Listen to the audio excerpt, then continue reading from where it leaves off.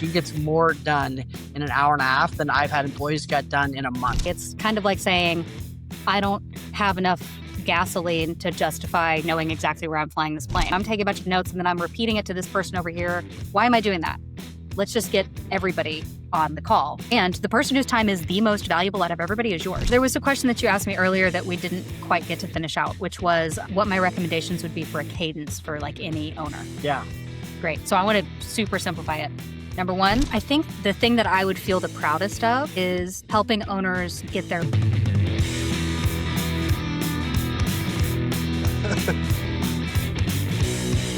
Oh, hey, they're here. What's up? Well, thanks for coming. Thanks for watching.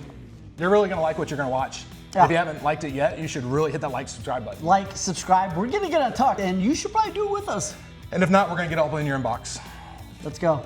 Welcome back to Real Estate Untucked podcast. Today we are digging way, way deep into operations. And it's actually, we're going to make operations sexy, I think is what we're going to do here today. So Isabel is the amazing one at turning chaos into clarity. And she's going to walk us through how to actually make some of this work and what she does to help small business owners, especially in the construction side of life, how to escape burnout and implement systems that actually work and bring you back time and control and peace of mind, which is a wonderful thing to even imagine, right? But you are the best at getting into the weeds and helping fix these things. So it's pretty cool to be able to interview you today. You have run everything from real estate teams and offices to over 35 million in construction projects. And yeah, I think your superpower is helping leaders step into their true role as being great leaders and helping them get the operations side that they know they need to have in place, actually in place, and giving them processes that even someone like Brad can understand. It's you really do make miracles happen. She uses crayons, so it works. Yeah, exactly. Yeah, little tiny pictures. It works.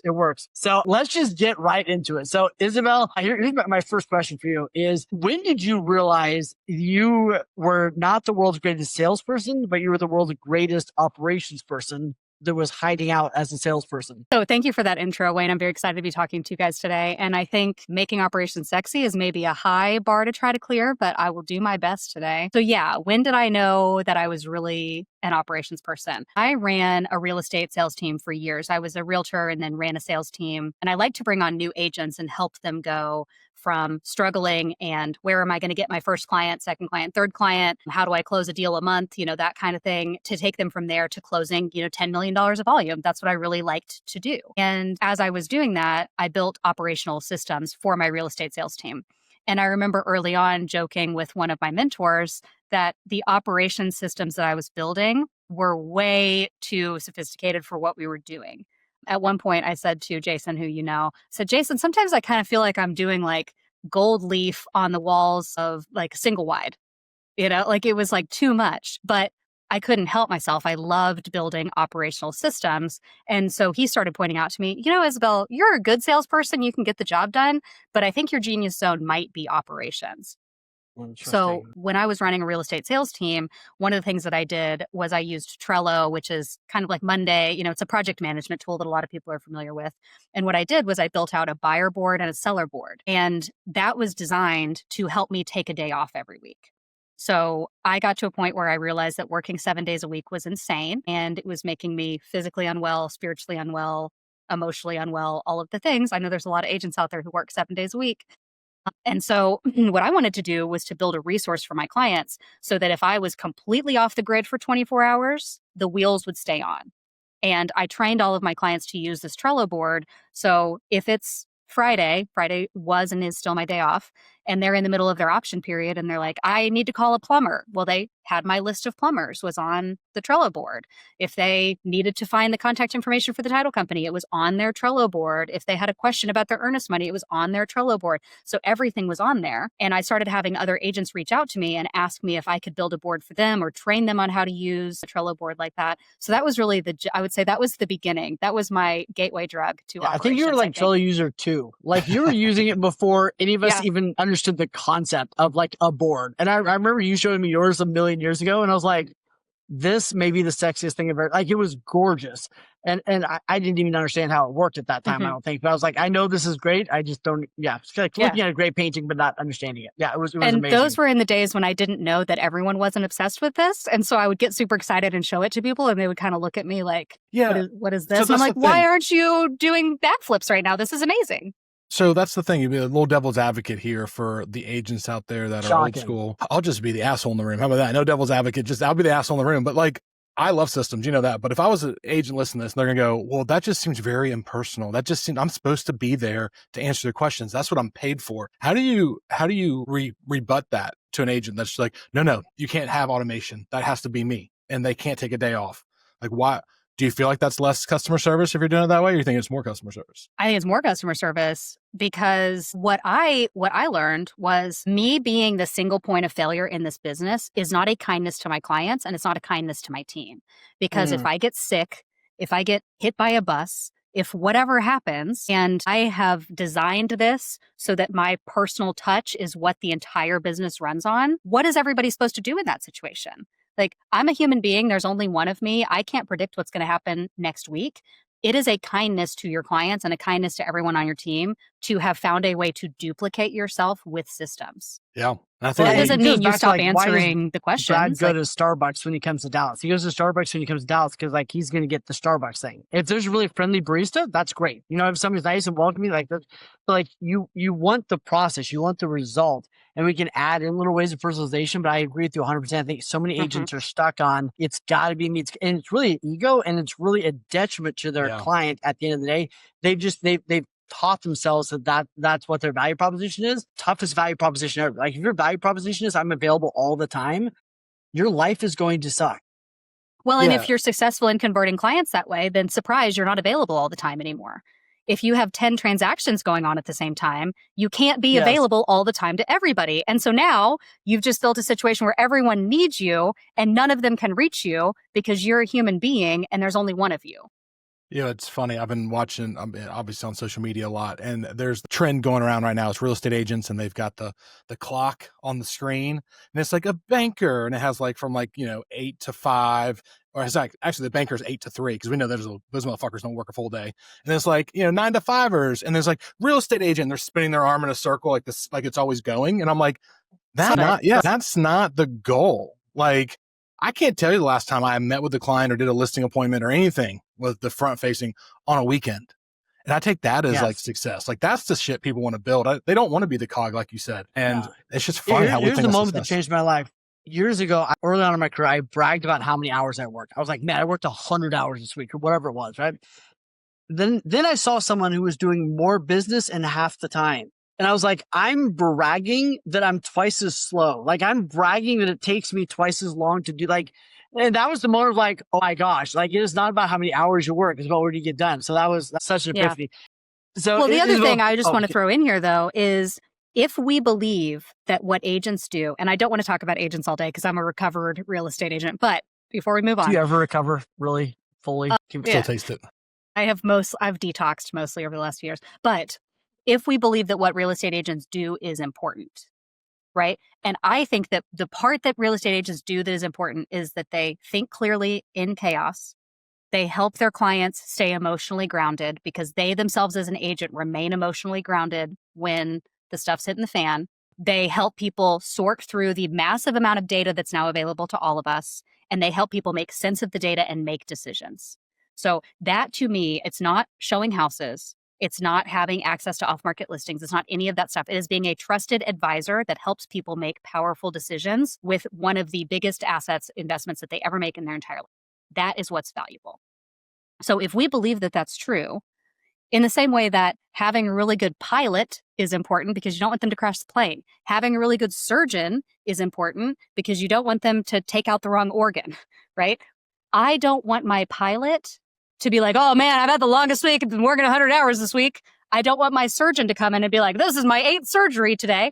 I want them coming in rested and clear-headed and like, we do this on a regular schedule. I do 3 of these a day because that's what I can do. And my team is set up and we have the same setup for the scalpels and everything every time. And they're all clean. We have a process for how we do it. Like, I don't want them to come in and be like, I'm the center of the universe. Oh my God, I'm so important. Do you know how important I am? I'm going to cut you open now. Like, no, that's not what I want. So why have we as real estate agents not we anymore, I used to be, but why have we gotten it in our head that it's like our value proposition is to be overworked and have no systems and be available all the time? Like, where did that come from?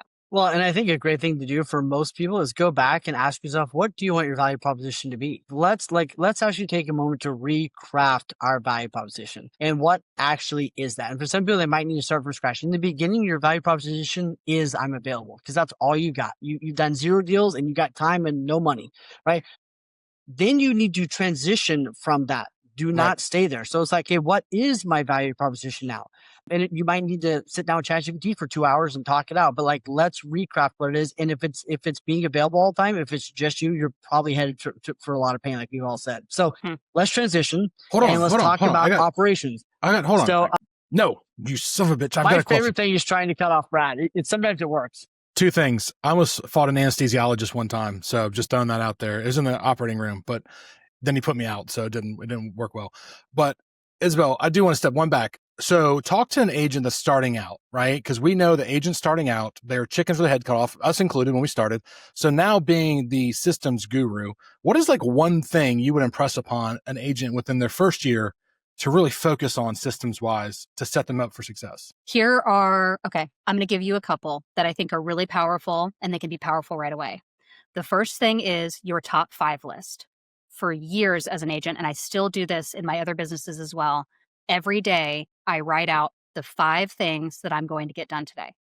That might be make that really unpleasant phone call I don't want to make, put together that report I've been delaying, have that coffee meeting, make it to the gym, and like get my email inbox to 0 if there's only like 10 emails, right? Like that would be like an example of a top 5. What the top 5 is designed to do is to keep you focused, because when you're self-employed and when you're in real estate, you've got a bunch of different things coming at you. You have people calling you, you have fires getting lit. And when you're new, everything feels like an emergency. So if you can put together, if I get these 5 things done today, this day will be a success. And then you do them before 1 o'clock in the afternoon, ideally before 11 a.m. If you can get them done in the first half of the day, then your afternoon can go completely off the rails and you still moved your day forward. And if you're a real estate agent, the thing that must be on that top 5 list every single day is prospecting. Has to be on the top 5 every day. So that would be tip number 1. Tip number 2, operationally, would be to start making, am I allowed to curse on this podcast? Yes. Okay, great. To start making what I call the shit list. So That's the thing you asked permission for? The shit list? Come on, you got something better in you than that. Okay, shit list. I just wanted to make sure. The fuck it list. I didn't want to be the only. Called the fuck it list. Well, but that is a different connotation. It's not the fuck it list. It's the shit list. Because the shit list is shit that goes wrong. Now, it's too much to ask your brain to identify, here's all of the things that have gone wrong in my business. And now I have to also think of solutions and then execute on those solutions. That's giving your brain too big of a task. So what I encourage people to do is instead, when something goes wrong, like this client called and yelled at me because I forgot a deadline. The appraisal came in under value and I probably could have gotten in front of that. This buyer went around me because I didn't have a buyer rep agreement and they went and bought something with somebody else, right? So when those things in your business happen that make you feel gross or you lose money, just write it down. Just put it on a shit list. And the goal here is that eventually, when you have the bandwidth, you can go back and look at your shit list and think, what could I do to prevent this? Or are there any patterns that I'm seeing? You know, maybe everything that's going wrong right now is coming from the fact that I'm not getting buyer rep agreements signed. Or maybe everything that's going wrong right now is coming from the fact that I'm not using a calendar consistently, so I'm missing deadlines. So rather than trying to just put out fires one by one all the time, start looking for patterns and thinking to yourself, what's a simple system I could put in place that means that that problem will never happen again? Yeah. And I think Let me think if I have any other big ones. Well, the I think those antithesis are probably to that my top is 2. also so many people try and get things so perfect. And I used to have a closing coordinator back in the day, and he was older than I was. And I kind of honestly looked up to him a little bit because the way his brain worked. And I'm like, hey, we're doing hundreds of deals, but this one problem happened this one time. So we should change all 300 emails that we send out. He's like, bro, that last 3% is going to take us, 70% of the time. Like it's a one-off.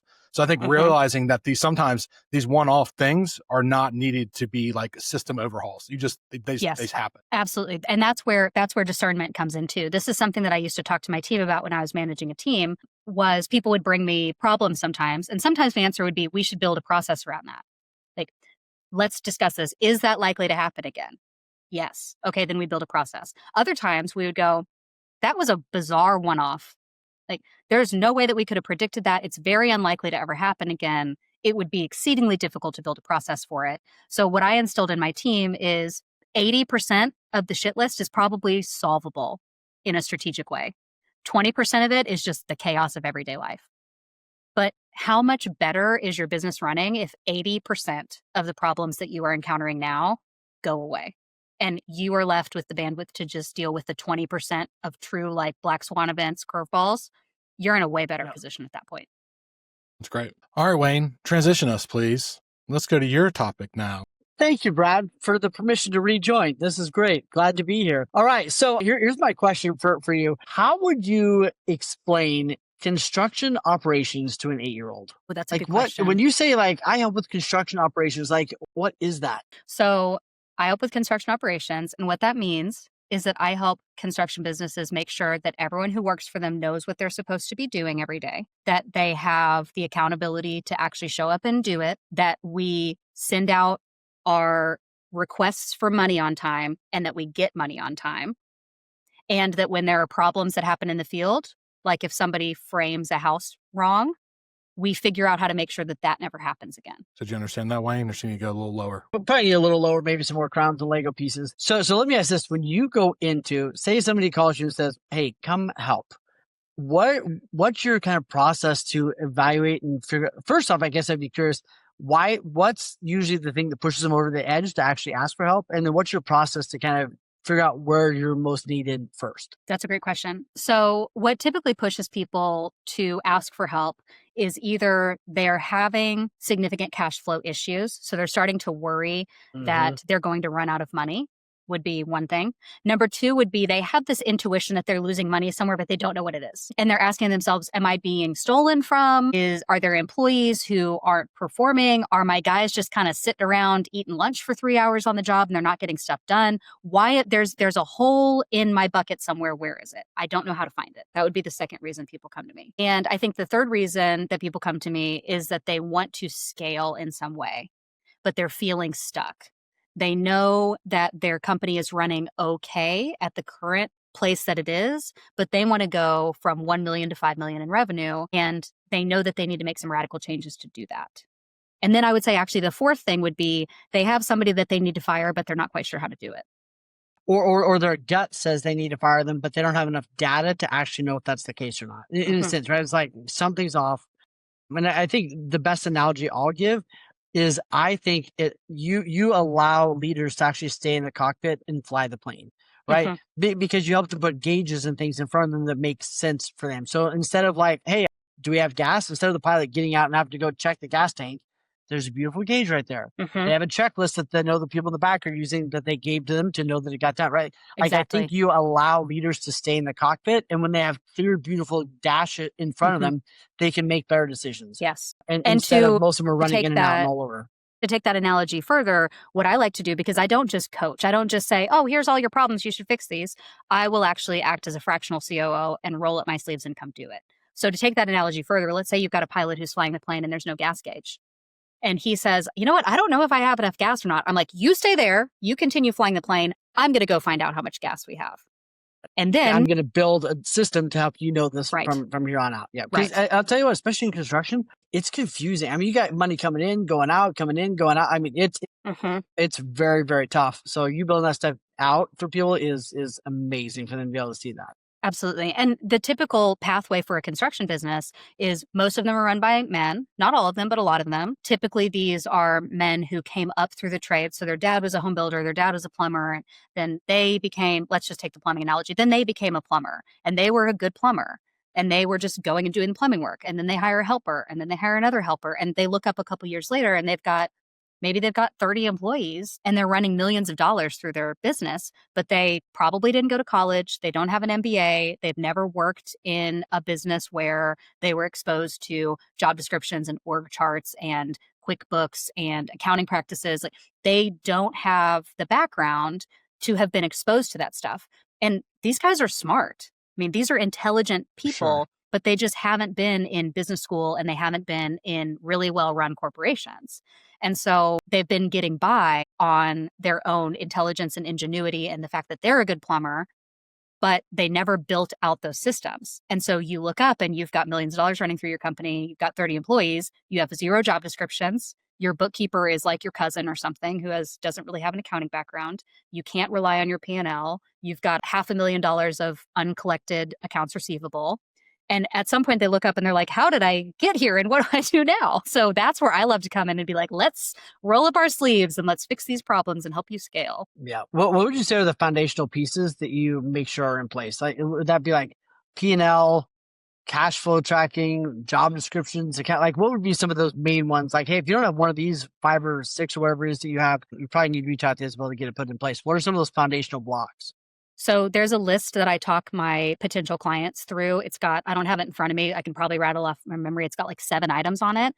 But the 2 that I always focus on are if they don't feel radical satisfaction with the questions, do your employees know what they're supposed to be doing every day and is it written down? And number 2, do you know where your money is going? Are you able to look at a report that makes sense to you, that shows you how much money you are spending and how much money you're making? And if those 2 questions, if they're not like, yep, we've got that under control, it's great. If they're not there, then I'm like, we start here. We can talk later about quality control checklists for the field. We can talk later about advanced, cash flow planning. We can talk later about how to prepare your business for sale when you retire. We can talk about that stuff later. Right now, you need accounting reports that you can use to make decisions, and you need job descriptions for your people. Well, and one little sign on that is I think a lot of entrepreneurs feel dumb sometimes. Like, they feel like I should know. I should be able to read this really, really complicated document that my accountant sent me.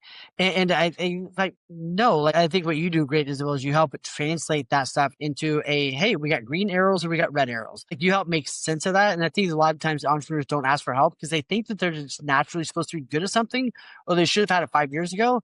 And it's like, no, you're great at your thing. Bring somebody else in to help you drive the ship a little better, but you don't got to go get great at all the things necessarily. So take this a little tactical, because I think, you're talking builders, but it's also, it's entrepreneurs. So if somebody doesn't have their finances, right, they're selling a lot of houses, they're coaching a lot of clients, they're building houses, whatever it is. I have 17 different QuickBooks, unfortunately, and I have a full-time bookkeeper, thank God. But like, what would you recommend to somebody going, I don't have enough, sales to warrant a bookkeeper? What would you tell them? Like, how would you help them get through to know how much money they have on the small time entrepreneurs, the real estate team owners or stuff like that? It's kind of, to take it back to the plane analogy, to say like, I don't have enough sales to make it worth my while to track my money. It's kind of like saying, I don't have enough gasoline to justify knowing exactly where I'm flying this plane. Right. Yeah. Like, the more distress you're in, the more important it is to track every single dollar.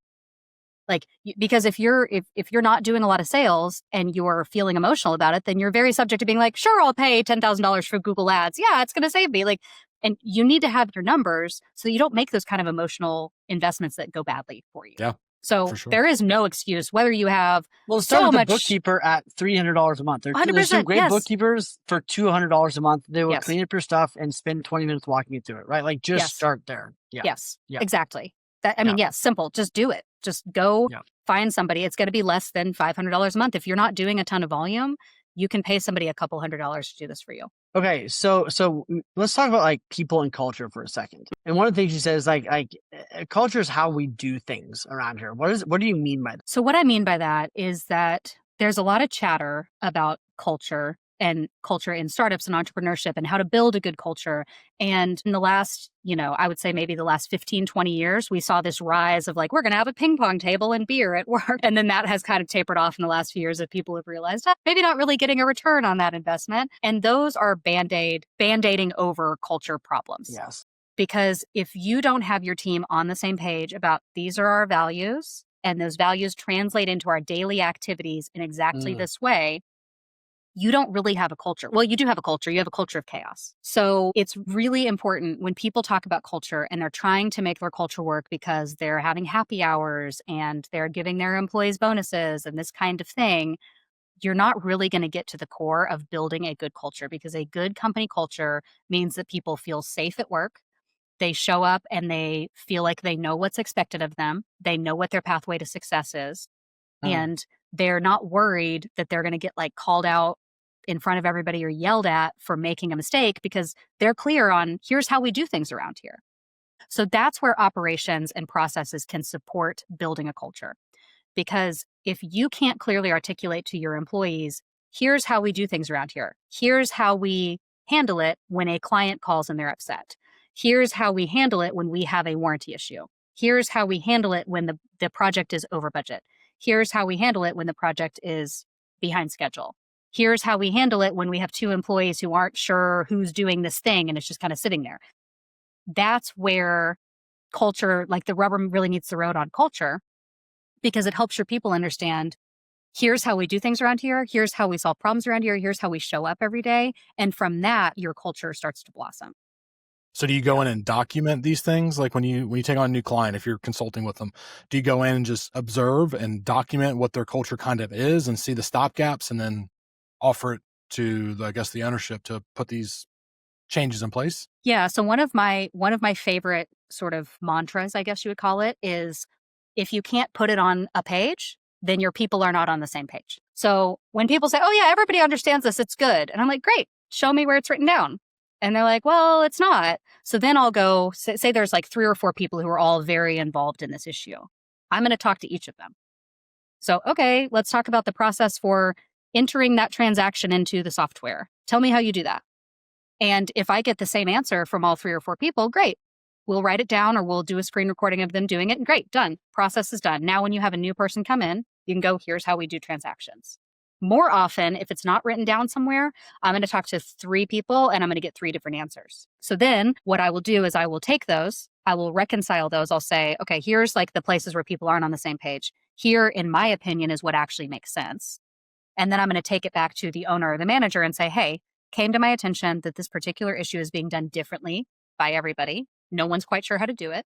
Here are the problems I see coming up. And here's a proposed solution that would mean that everybody does this the same way and you solve these problems. Are you good with this?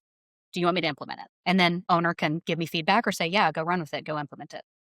I'm curious, have you run into any owners that I feel like they're a lot like real estate agents, like no matter what the profession is, I want this, I need help. But when the rubber meets the road, they're like, you know what? I ain't got time for that shit.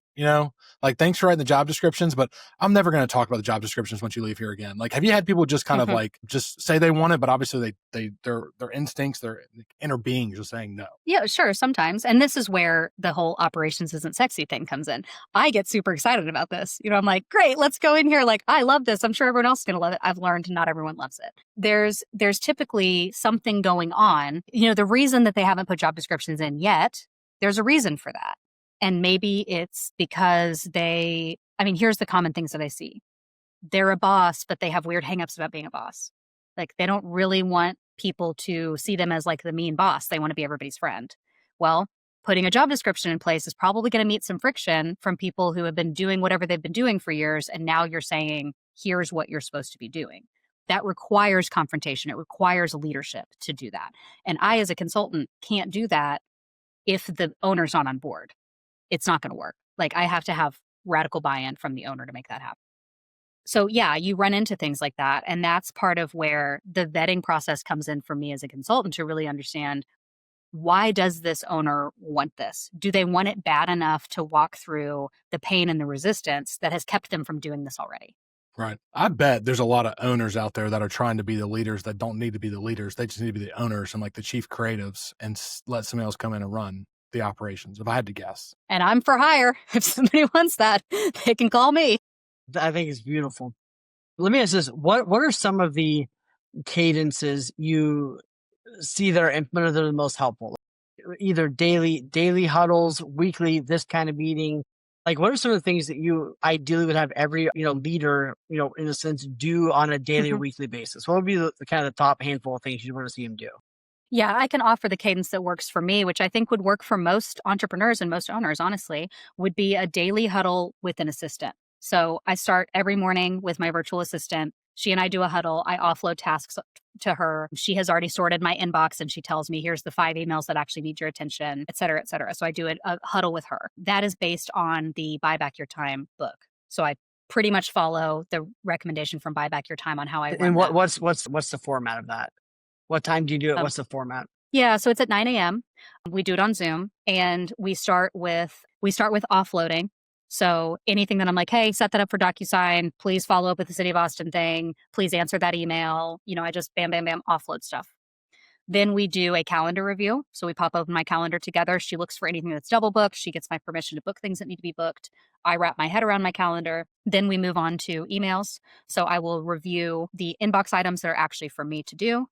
And then we move on to updates on larger projects. So if I have delegated something larger to her, then she will report back, hey, this is done. This is still pending. Need your guidance. We do that whole thing. We sync up on larger projects. And then we pretty much wrap up, and that's it. I love it. Okay. What other cadences throughout the week would you recommend? I would definitely Either recommend create culture or whatever it is. Yeah. I would definitely recommend a once a week huddle with the team. I mean, this depends on how big your team is. I do think that for most companies, a huddle with everyone in the company once a week makes sense. And this is a time to update them on major initiatives, especially if you're going through any kind of distress, like if you're having cash flow distress or major like restructuring, this is non-negotiable. Because otherwise the gossip mill is going to get running and it's going to not be good. So, it's good to do even when things are good, to let people know, hey, we're making more profit than we've ever made before and we're taking on all these exciting projects. You want them to hear it from the management. You don't want the rumor mill where people are like, wait, how did you hear that? Why haven't I heard that yet? If you have a once a week huddle, you have a chance to let everybody know that. All right, I want some free consulting because this is going to answer this. This is going to actually bring it together with this. Okay, so I'm going to get some free shit out of this for once. Wayne always gets free stuff. Okay. That's the only reason we do this. That's the only reason I'm here, Brad, is to ask questions I just want to ask. Obviously, Isabel knows very much about our business. So I've got content side, right? I've got a full-time social media person coming on. I've got an in-house social media person. I've got Kelsey that helps us on this podcast and stuff with Real Estate Untucked. Plus I have transaction, listing. I have my own executive assistant. I have a leads coordinator. I have a sales manager, right? And then I have all the agents. So I'm trying to rack my brain instead of having 20 small meetings, because I kind of right now am the cog of everything. Should I do one big weekly meeting? And then I'm going to have people talking about content when other people need to talk about transactions. And like, how do you foresee somebody that has so many different avenues? So I'm sure every company's like this. Like, how do you have a meeting and not just waste everybody's time? Yeah. Have you noticed you're saying you have like 20 meetings a week, basically? Jesus, yes, at least. With Holy just hell. your team. Okay. Yeah, but agents aside, yes. Have you noticed that there are ever situations where you talk to, let's say, your content person, for example, and then you find yourself repeating things from that conversation to another team member? Anytime that happens, write it down, and then you consider combining those two meetings. So I did this a couple weeks ago with my team where I was having a bunch of one-on-ones, and then I realized, wait a minute, I'm just having a one-on-one, and then I'm taking a bunch of notes, and then I'm repeating it to this person over here. Why am I doing that? Let's just get everybody on the call. Now, in my case, that was only like 3 people, 4 people. So depends on your team size. But if you find yourself ever taking one meeting and then repeating parts of it to somebody else, then have them just come together. And the person whose time is the most valuable out of everybody is yours. So worry less about wasting their time and worry more about wasting your time. Side note, I agree with that. I appreciate that because I'm trying to figure it out. This right here, this little device, this is called Plod. Our buddy Cyrus and Wayne's buddy, Michael Panisi, I recommended I use this. It's AI. It's a note taker. It goes with your phone. It records it, transcribes it. I don't have an assistant just to send the transcription to, but it'll tell people like what they did, what they need to do. And you can sit and record yourself or record a one-on-one and have it keep notes. This thing, I've only been using about 2 weeks. It is phenomenal. So if you ever need something like that is. Does it work on phone calls or just in-person meetings? Yeah, you can do phone calls. Yeah, this is the pin. There's a bigger one that you can put on but it clips on, or I just stick it between me and 2 people, and I just had a meeting with 5 people, and it brought up the task and the to-dos. So I'm not there just keeping notes and not paying attention or stuff like that. I was wondering if I use that for coaching calls or instead of Zoom. Yeah, 100%. May I play devil's advocate, or as Brad said, be the asshole? Ooh, please. Okay. So I, as a hippie and as someone who is very interested in sustainability and regeneration and have preserving a world for our children and grandchildren to live in, I have my concerns about AI. I do use it. I use ChatGPT a lot, but the computing power needed for artificial intelligence is incredibly extractive and has a gigantic carbon footprint. So I have my concerns about just being like, let's just use AI for everything. And like, I guess maybe someday we'll look at this report. I don't know. Like that bothers me because I'm like, we're just pumping out CO2 like while Right. we're doing that. So that's one concern that I have. But I think that sometimes those tools can stop us from doing the deeper leadership and management work that we actually need to be doing. My question would be, why are you, Brad, responsible for taking the notes and telling people what they need to do? Why aren't your team members owning that piece of it? They do. So that's a good question. We use a program called Fellow. It's with W, not an O. There's two different ones. And that is a note-taking app that we all use. We put stuff in there and it can transcribe this call if I wanted to. But even then, like, I don't know if they're paying attention, not they're paying attention, but are they giving me all of their creativeness because they're sitting there taking notes? Like, oh, what did you say? Did I get to do that? So I think this is a way that we can all be present and just talk and then go back and refine what we talked about instead of one person just plugging, or all of them honestly plugging away. Side note, as an agent, I had to do a walkthrough for my business partner on a new construction house or a renovation house. It was a 2-hour walkthrough with the builder. I just had this thing on the whole time. And I'm like pointing, I'm like, okay, so this needs to be fixed over the mantle. Cool. Front door. They thought I was probably talking to myself. They knew what I was doing, but window, and it gave me this 47-page report that I gave to my business partner. She reviewed it with her clients and we had everything that we needed in a list form. So as an agent, it works. I don't get paid by Plod yet, but I will be working on that. Yeah. But I agree with you on the AI part. One side note on that, how are you? I guess this is kind of a question I get a lot. A lot of times leaders are giving their operational people things to do throughout the week. And a lot of times it's not fancy. It's like, hey, oh yeah, we need new flyers for this. Or, oh yeah, what you want. What is the best real world way to track that stuff? Because there's a lot of really fancy, awesome ways. Most people don't use them. Like, what have you seen actually work the best in the data? Is it making sure that person writes it down and puts it somewhere? Like, is that where Trello comes in? Like, what are you seeing that actually works the best for those kinds of things? It's a tricky question because the tools that work are the ones that you use. And one of the things that, I use a lot of Google Drive and I just make a note and it's shared with everybody. I use Google Calendar. Like, I don't use super fancy tools to track this stuff.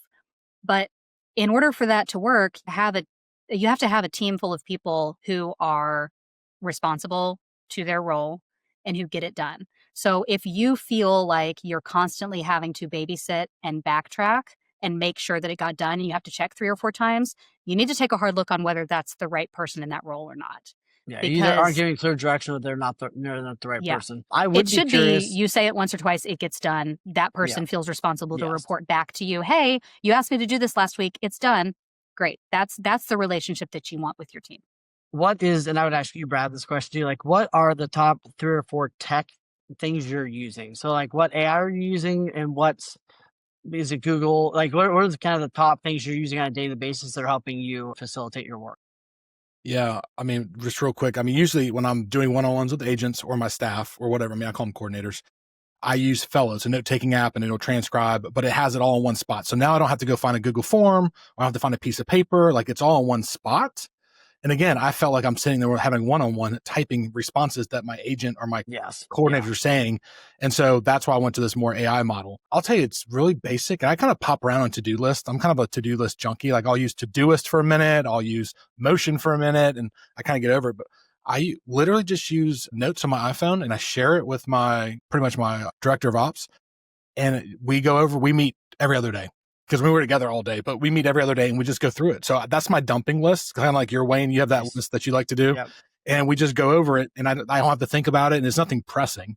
But my staff uses Asana for a lot of project management. I just can't get behind it for some reason. It's a great product. There's nothing wrong with it. I just can't get my head wrapped around it to open it, to figure it out. So I'm a little bit old school and I'm a little bit new school. There you go. Isabel, what about you? Yeah, I'm not using anything fancy right now. So the top things that I'm using are Google Drive to keep my files organized, I do a to-do list every week on Google Docs that is viewable by my whole team and it is in my calendar. And so if anybody wants to know what I was working on this week, I keep a to-do list. I also keep call notes in there. So if I have a call with a lender and they update me about XYZ, I'll just drop the notes in there.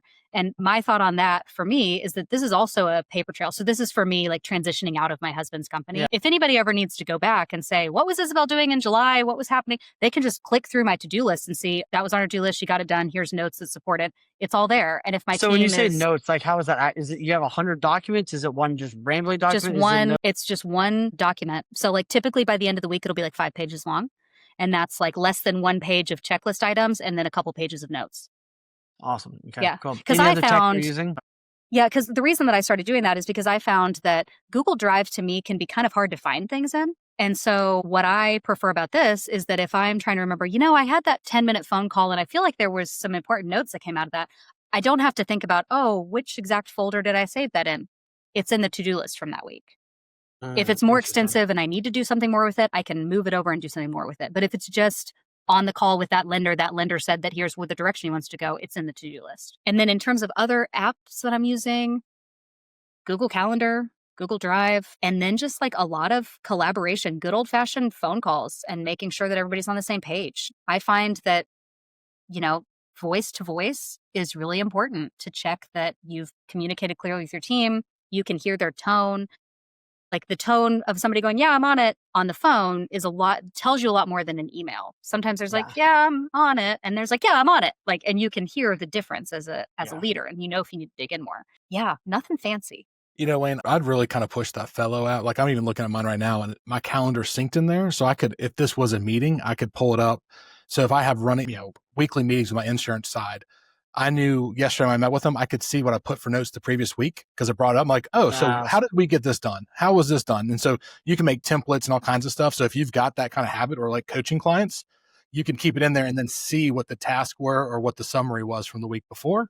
And then hold them accountable without having to have so much brain power to remember every single comment. Well, and the cool thing about that is then you can take those. I'm sorry, I'm on AI because we're doing AI panels today. But then you can take those and go like, look back at these. What are we not talking about that we should be talking about? Or what would be a good follow-up question for the next week? Or like there's probably some ways to throw that into AI and be like, is there anything in the last 6 months that I didn't follow up on or check in on that we should? Like, there's just some ways to do that would probably be helpful. Well, the very last thing is you can integrate with it too. And I like that because if I put under a certain category and it's for our director of ops, it'll go to her Asana because that's where she wants it. Or it'll Slack this person. If I'm like, let me get marketing on that, I'll put in the marketing channel, if you will, and it sends it off to the marketing side saying, give Billy Bob his listing presentation updated. And it does a lot of that stuff. So. One side note sorry. I was going to say one side note that helped me a lot. And I think, Brad, you brought this to my attention years ago was, and this is just a simple side note. It's like, keep communication in one place. What I found was hard is a lot of companies have communication in 14 different places. We're texting, we're messengering, we're slacking, we're Asana, like there's 100 things. So for a lot of companies, it's like, okay, where are we going to talk? We talk about this stuff here, we talk about this stuff here, and we don't really do it anywhere else. Like that was a big, because we have 16 different ways to get at each other. So it's like establishing like, when are we doing what and keeping that stuff there. So Isabel, I'll let you take it over. Yeah, there was a question that you asked me earlier that we didn't quite get to finish out, which was what my recommendations would be for a cadence for like any owner. Yeah. Great. So I want to super simplify it. Number 1, daily huddle with your assistant. Number 2, weekly meeting with your entire team to just update them on what's going on in the company.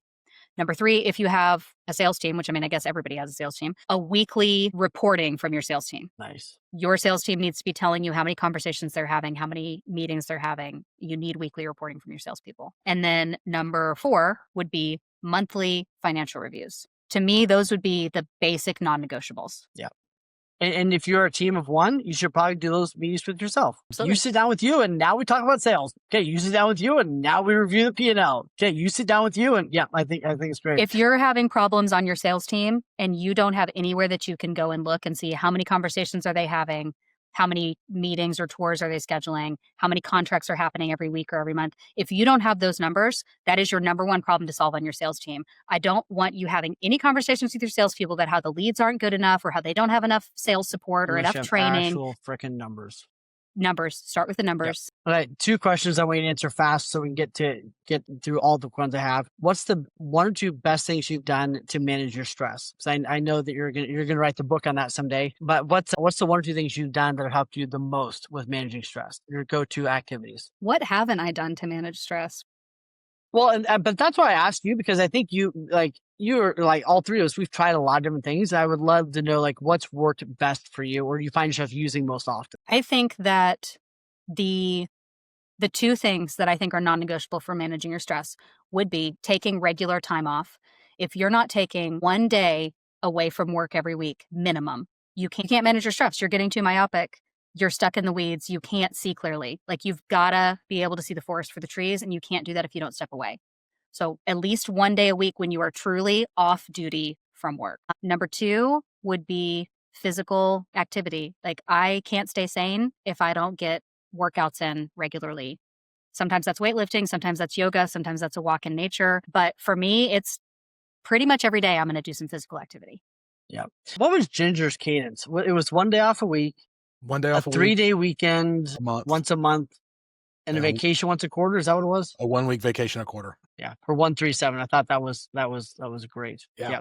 Well, that's what I heard. How has your VA helped you the most? Well, number one, I know that she's going to talk to me at 9 a.m. whether I feel like getting my butt moving in the morning or not. Love that. So that forces me to like be in work mode by 9. And, you know, we've got a 4-year-old, and so there's school drop off and there's all this stuff happening. So that's number one. Number two, just the decision fatigue. You know, there are really big, strategic, important decisions that I need to be making every day. And sorting through 50 emails is not a good use of that bandwidth. So just having her do that for me and knowing that it's going to be easy for me to go into my inbox, and instead of going, oh my God, I have 1,000 unread emails, I can go, I have no unread emails, and the ones that are important are labeled for me. Beautiful. That's been hugely helpful. I think I underestimated how helpful that would be. 100%. Yeah. And on a serious note, I think everyone should have a VA or two helping them manage their life. And, you know, if you have questions about that, reach out to Brad or I, because I tell you what, it's been game changer for both of us it's been huge. You can go get 40 hours a week of help. It's powerful. So, okay, I got a couple of questions, and then I'll let Brad ask what he wants to ask. What has been, all three of us are part of E5. What's been the most powerful thing you've gotten being part of that group that gets together once a quarter and hashes out, you know, our stuff? Well, the most powerful thing for me is that you guys have talked me out of doing several things that I should not do. You know, a lot of times what's more powerful than what we say yes to is what we say no to. Amen. You talked me out of starting my own construction business. Thank you. And you talked me out of going and getting a W-2. And you talked me into doing this consulting thing. That is actually, I would say that last one is the biggest gift from E5, because I could not see that this thing that I loved was something that I could actually turn into a business. And I think it might have been you, Brad, who, when I said something along the lines of how much, if I said something like, if I could just find a company that I could just like clean up their operations all the time and just like be the right-hand woman to somebody and just come in and do that, like that would be my dream job. And you said, well, do you want to come do that for me? And I was like, well, are you serious? And then several other people in the room were like, I would hire you. I would hire you. I would hire you. I was like, there's a job for this? Like, this is my dream come true. I didn't realize I could actually do this. And so that's probably the biggest gift of E5 for me. So many good questions. Who do you think E5 would be good for? Because we're always trying to pin that down and explain it, verbalize it. Like who would be a good fit for E5? Not like names, but like the types of people. I think that to be a good fit for E5, you need to be running more than one legitimate business, or one business that's like really significant. Like it's got to have significant financial and legal liability, complex structuring. You probably need to be making the kind of money that you're thinking about things like universal life insurance, trusts, like asset protection. You need to have like W-2 employees that you have real obligations to like make payroll, and that you have the power to then manage them, not like general contractors, but actually manage, like truly managing a team. Because I think anything less than that level of business is just, there's too high level of conversations happening in that room. Yeah. And that's what we have E4 for, right? That's the people that, it's not a step down. It's just they aren't to the E5 level yet, but they're running small teams. They're solo agents, stuff like that. So yeah, no, that's a great answer. Well, I think it's kind of when you're the smartest person in most of the rooms you're in, and you need to get in a bigger room, and you need to get in a room where people are not afraid to tell you the truth that maybe the people around you aren't voicing in a way that you're hearing. So yeah, it's good. It's really, really powerful for all of us. And it's a place where you'll be surrounded by people who can see through your entrepreneurial reality distortion complex and call you on your bullshit. Where maybe other people are like, oh, that sounds like a great plan. I don't know. This is over my head. Like you're going to get a bunch of yes men around you if you're high powered and persuasive. And you need to go into a room where people could sniff that out and go, that didn't make any sense.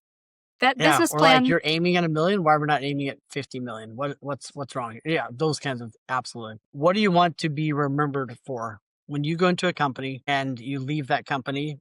90 days, a year later, whatever it is. So what's the impact that you hope to consistently make? I think the thing that I would feel the proudest of is helping owners get their lives back. So if they feel kind of trapped in their business, if they feel like they've kind of lost the passion, it's like, yeah, it's paying the bills. And yeah, I mean, I'm committed to this business, but I sort of have lost hope about it. It's just kind of rolling and it just feels kind of like a bundle of problems that pays me a check sometimes. I want them to instead feel hopeful about the future, like they have the ability to scale, like they can kind of sit back and watch it roll, and that they now feel permission to do things that they haven't let themselves do in years, like go on a 2-week vacation, like truly unplug for important family events.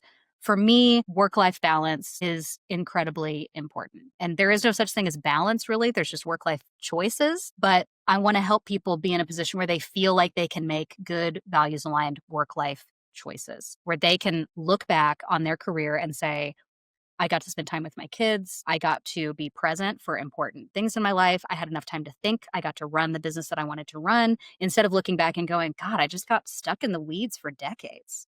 Yeah. I am super excited to watch you continue down this path and help high level entrepreneurs like learn from your mistakes and your scars and like hopefully make a few less of them down the road, but also like seeing you like live your true self and like getting excited to go to work, quote unquote, every day. So no, I appreciate you being on here as always and being a friend and being a mentor and everything else you are to me and Wayne. So thanks for taking the time today, for real. And thanks for always pouring back into us as well. Absolutely. Well, if it's okay with you guys, I would love to close by just clarifying who I work with, because I know we've talked Please about do. a lot of different industries. So my core customer is small residential construction businesses. So between 10 and 100 employees, over $1 million in revenue. And my ideal customer is a construction company. So that would be like electricians, plumbers, welders, general contractors, home builders. These are the kind of people I'm looking to work with. My ideal customer is somebody who they have a solid product. Their customers are happy generally with what gets delivered to them, but maybe their customers would say something like, God, he's a great plumber, but he does not invoice on time. Or I would love to give him more work if he was more organized. That's my target customer. I want to help you plug that gap so that you can continue delivering great work, but also run a really solid business in the background so that you're not leaving money on the table. So yeah, those are my and people. I would say if you're a realtor listening to this, you probably have one of your customers that could be doing better. Man, they could deliver better service. They could build better or more houses. That they could whatever.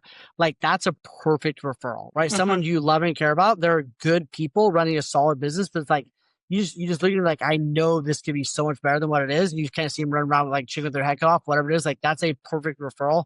And Isabel, I'm just so freaking proud of you and what you've built, the things you've gone through, and your ability to coach, mentor, and see and then implement is far and on. So it's a gift to be able to know you and to be able to bring you into their world. It's amazing. Kyle was saying the other day, he's like, she gets more done in an hour and a half than I've had employees got done in a month. She's like, it's incredible what she's able to put together and the clarity she's given us. So I love that. I hadn't heard that from Tyler yet. I love that. I was hoping to deliver radical value. That was my goal. So it's radical. It's awesome. radical. Well, It's I would love awesome. to make an offer that just popped into my head right now for real estate agents. Please. So my core business is not, coaching or doing operations for real estate teams right now, although I do have the skills to be able to do that. So if there are agents out there who can think of, plumbers, electricians, general contractors, builders, et cetera, if you can think of anybody that you think could benefit from talking to me, then I would be happy to reward that referral with a free hour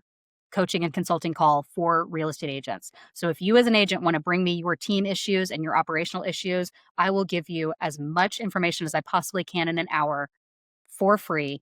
I will guide you as well as I can in exchange for being introduced to your network, whether or not that referral ever goes anywhere. Sounds beautiful. I think I'm going to go back and write down my referral list and call in for a couple hours. Great. No, you are amazing. You are amazing. You've helped me. You've helped Brad. You've helped so many others. And For sure. thank you for what you're doing. Seriously. Yeah. Thank you guys. This was a pleasure. Awesome.